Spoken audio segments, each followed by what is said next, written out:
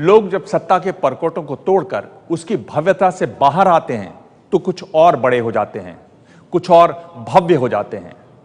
क्योंकि सादगी के भीतर जो भव्यता होती है वो किसी बाहरी चमक दमक की मोहताज नहीं होती।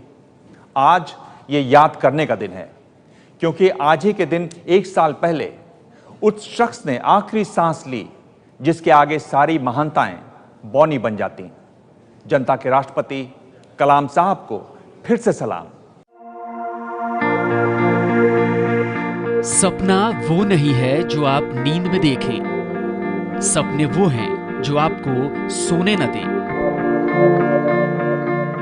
डॉक्टर एपीजे अब्दुल कलाम ने ये शब्द सिर्फ कहे नहीं थे, बल्कि इन्हें जिया था। दुनिया को इनका मतलब और मकसद समझाया था।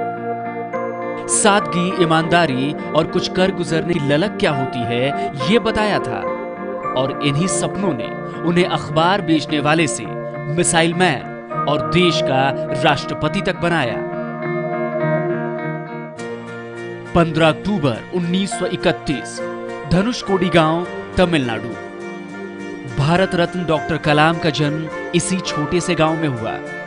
परिवार की आर्थिक स्थिति ठीक नहीं थी। रामेश्वरम के एक प्राथमिक विद्यालय में उनकी पढ़ाई शुरू हुई। खर्च बढ़ा तो कलाम साहब ने अखबार बेचना शुरू किया। सादगी और ईमानदारी क्या होती है, इसका पाठ उन्हें मिला अपने पिता से। पहली बार उन्होंने अपने पिता को इतने गुस्से में देखा था, क्योंकि कोई शख्स घर पर आकर तोहफा दे गया और कलाम ने बिना सोचे समझे उसे रख लिया था। जब कलाम साहब के पिता लौटे तो उन्होंने बताया कलाम साहब ने कि ऐसे ऐसे आए थे। उन्होंने खोला और पहली बार कलाम साहब के पिताजी ने वो सारा खोलने के बाद जितनी तेज़ कलाम साहब को डांटा, आवाज़ लगाई, अबुल कहा करते थे कलाम साहब को, इतनी तेज़ कलाम साहब को उन्होंने डांटा। उन्होंने पहली बार, पूरे परिवार ने उन्हें गुस्से में देखा। कलाम साहब आज नहीं हैं, लेकिन पूरी दुनिया उनकी सादगी और ईमानदारी की कायल है। घर से मिले इन्हीं सिद्धांतों और संघर्षों के साथ उन्होंने अपनी पढ़ाई जारी रखी। 1954 में फिजिक्स से ग्रेजुएट होने के बाद 1955 में वो मद्रास पहुंचे। मद्रास इंस्टीट्यूट ऑफ टेक्नोलॉजी से उन्होंने एरोस्पेस इंजीनियरिंग की पढ़ाई की। उस वक्त उनका सपना था एयरफोर्स में फाइटर पायलट बनने का। वो वायुसेना में नहीं गए, वो प्रौद्योगिकी और विज्ञान के क्षेत्र में जुड़ गए। और हम जानते हैं कि वो जिस भी क्षेत्र में, चाहे वो वायुसेना में जाते या ये जिस क्षेत्र में आ गए, उन्हें विलक्षण काम करने थे। डॉक्टर कलाम का सपना टूट गया, लेकिन नए सपने उनके इंतजार में थे।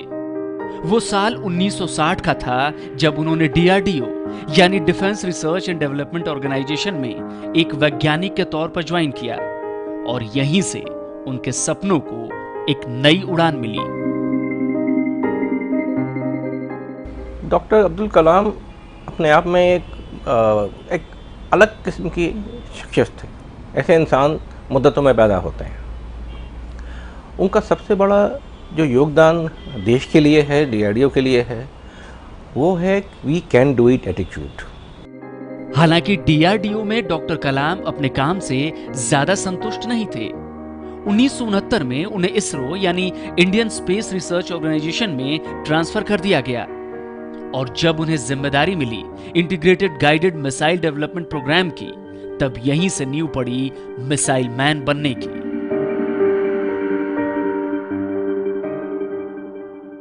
पांच अलग अलग मिसाइलें एक साथ बनाई, अग्नि, त्रिशूल, जो पृथ्वी, आकाश और नाग।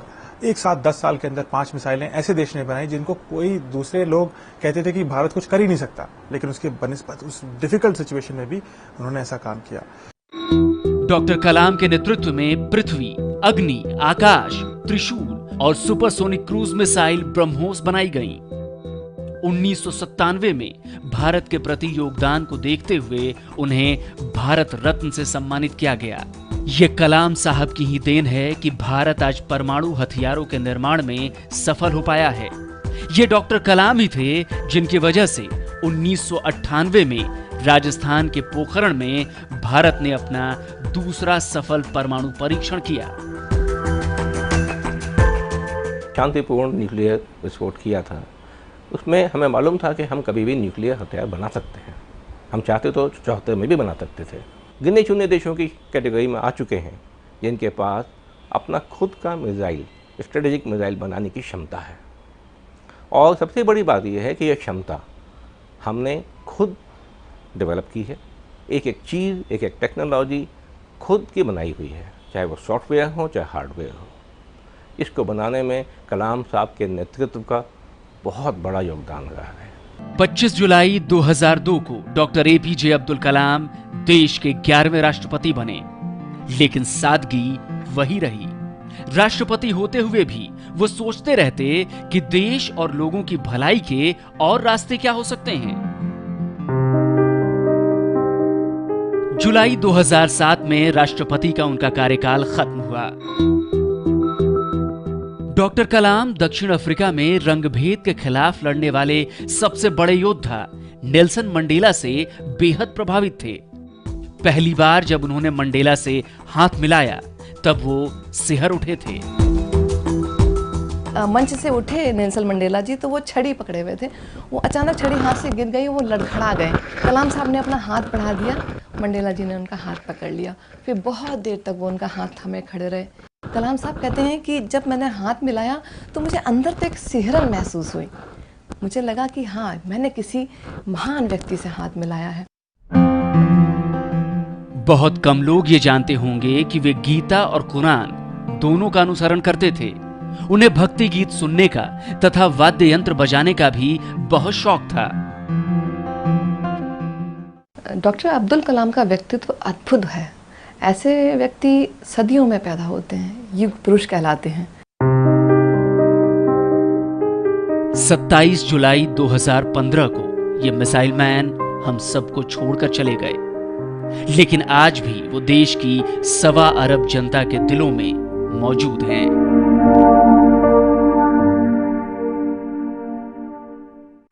देश से भ्रष्टाचार दूर करने के लिए पिता, माता और शिक्षकों को अहम भूमिका निभानी होगी। ये डॉक्टर अब्दुल कलाम के बोल हैं। उनकी किताबें इस तरह की प्रेरणादायक बातों से भरी पड़ी हैं, तभी वो युवाओं में बेहद लोकप्रिय हैं। सूरज की तरह चमकने के लिए सूरज की तरह जलना जरूरी है। सपना वो नहीं जो आप सोते हुए देखते हैं, सपना वो है जो आपको सोने नहीं देता। किसी को हराना तो आसान है, लेकिन किसी को जीतना बेहद मुश्किल। ये डॉक्टर एपीजे अब्दुल कलाम के कुछ ऐसे मशहूर उदाहरण हैं जो आज भी लाखों लोगों को प्रेरणा देते हैं। मैं एक बस स्टैंड के आगे से गुजरी और वहाँ पे एक होर्डिंग था जिन पे उनकी एक बहुत ही ब्यूटीफुल सी कोटेशन लिखी थी। उसमें लिखा था कि dreams are not those which you see when you are sleeping, dreams are those which don't let you sleep.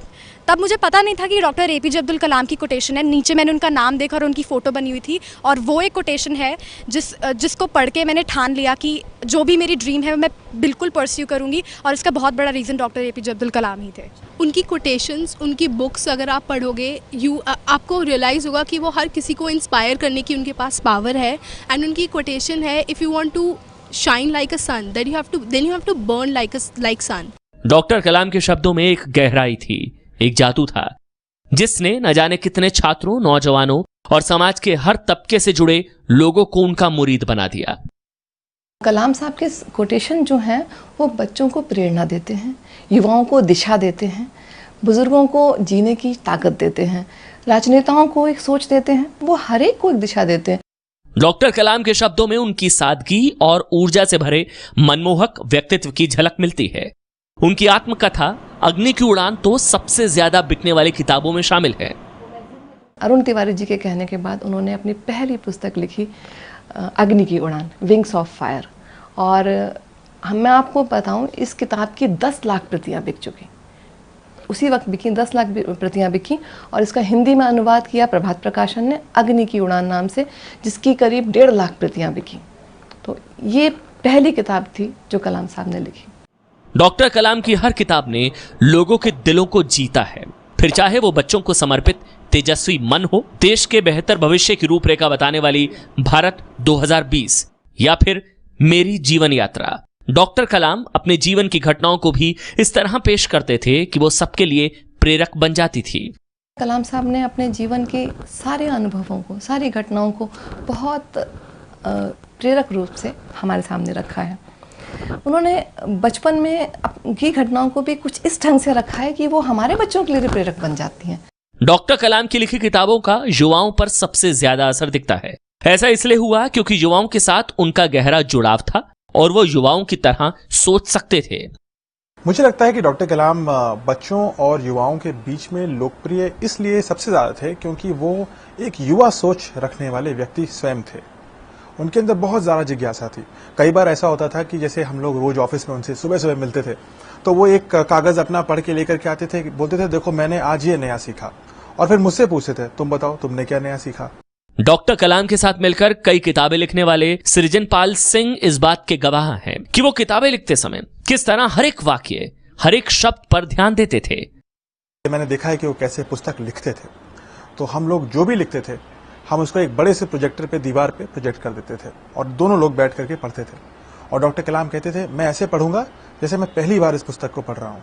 अब ये बताओ एक एक सेंटेंस पे कि क्या इससे जिज्ञासा पैदा हो रही है, क्या ये एक्साइटिंग है, क्या ये इंटरेस्टिंग है, क्या हम इसमें कुछ उसका फायदा कर रहे हैं या हमने बस शब्द छाप दिए। तो वो एक एक शब्द को नापते तौलते थे और एक रीडर की तरह सोचते थे और इसलिए उनकी पुस्तकें इतनी प्रसिद्ध हुई, इतनी लोकप्रिय रहीं। डॉक्टर एपीजे अब्दुल कलाम की शख्सियत ही कुछ ऐसी रही कि जो उनसे एक बार मिल लेता उन्हें भूल नहीं पाता।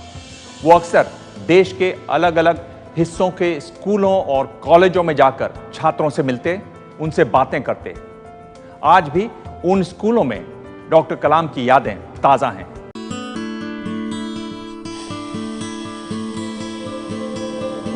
डॉक्टर कलाम अक्सर बच्चों से कहा करते थे कि 4 बातें खुद से करो। पहला, मैं सबसे अच्छा हूं। दूसरा, मैं ये काम कर सकता हूं। तीसरा, चैंपियन था और हूं। और चौथा, आज का दिन मेरा है। April 2012, Rukmani Devi public school, Pitampura, Delhi. Doctor APJ Abdul Kalam यहां बच्चों से मिलने आए थे। आज भी स्कूल के लिए वो पल ऐतिहासिक है। 4 साल बाद भी अपने पसंदीदा राष्ट्रपति की यादें छात्रों के बीच ताजा हैं। एपीजे अब्दुल कलाम एक हर स्टूडेंट के लिए और हर यंगस्टर के लिए एक आइडियल हैं। तो अब मेरे भी वो आइडियल थे एंड अपने आइडियल को इस तरह से लाइव देखना मेरे लिए एक बहुत ही इंस्पायरिंग और इम्पैक्टफुल एक्सपीरियंस था। हाँ, हम तब 8th क्लास में थे जब डॉक्टर कलाम हमारे स्कूल में आए थे और उन्होंने बहुत ही इंस्पिरेशनल स्पीच दी थी और उसी स्पीच के बाद ही became my idol. Doctor Kalam आज तक उनके बारे में पढ़ा था बट जिस दिन उनसे पहली बार मिला वो सही में बहुत मोटिवेटिंग, इंस्पायरिंग थे। शायद उनकी वजह से मेरी उम्र के बच्चों ने और मैंने भी अपना करियर पाथ उनके एडवाइस के थ्रू ही ट्रेड किया है। इसी स्कूल में पढ़ने वाली नव्या को डॉक्टर कलाम से मिलने का मौका नहीं मिल पाया। उस बात का मलाल उसे आज भी है, लेकिन उसके लिए डॉक्टर कलाम से बड़ी शख्सियत कोई और नहीं। इस आर्टिकल में मुझे बहुत प्रभावित करे हैं अब्दुल कलाम जी ने, इसलिए मैंने इस आर्टिकल में लिखा है कि अब्दुल कलाम के हिसाब से इस ज़िंदगी की सिर्फ 3 इम्पॉर्टेंट चीज़ें होती हैं, जो होती हैं लर्निंग, अर्निंग और yearning. School director Anita Garg को याद है कि कैसे डॉक्टर कलाम को स्कूल की गाड़ी से आने के लिए कहा गया तो उन्होंने कहा कि आप बस पता बता दें, वो खुद पहुंच जाएंगे। वो एजुकेशनिस्ट थे, वो बच्चों के साथ बहुत कंफर्टेबल रहते थे। बच्चों को बात करने का उनका तरीका बहुत ही इंस्पायरिंग होता था। वो बच्चों में खुद भी बच्चे ही बन जाते थे। डॉक्टर कलाम की बहुत सी यादें इस स्कूल में संजो कर रखी गई हैं। कलाम साहब ने अपनी ऑटोग्राफ की हुई किताबें स्कूल को भेंट की थी, जो गर्व के साथ स्कूल लाइब्रेरी की शोभा बढ़ा रही हैं। विजिटर्स बुक में छात्रों और अध्यापकों के लिए लिखा उनका संदेश संभाल कर रखा गया है। उन जैसे वीवीआईपी आदमी के साथ इतना बच्चों के साथ घुल मिल गए कि मतलब हमने ऐसा कभी अनुभव पहले नहीं करा था। मार्च 2012, दिल्ली पब्लिक स्कूल, वाराणसी, उत्तर प्रदेश। यहां पर भी जब डॉक्टर कलाम की बात की जाती है, बच्चों की आंखों में एक चमक सी दिखने लगती है।